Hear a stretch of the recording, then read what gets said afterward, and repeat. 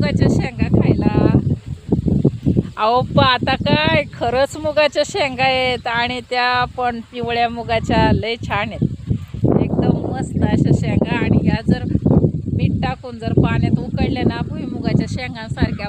आमच्या अजून चांगले निब्बर झाले नाही, सगळ्या कवळे आहेत अजून, पण ना 2 दिवसात छान होतील बघा अशा निब्बर. मस्त आहे. तर चला या तुम्ही पण खायला. चला आपल्याच वावरात थोडी थोडी करायची आणि आपण आपली घेऊन जायची.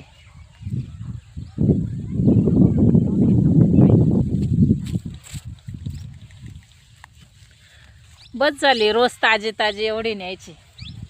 चल एवढी तर पण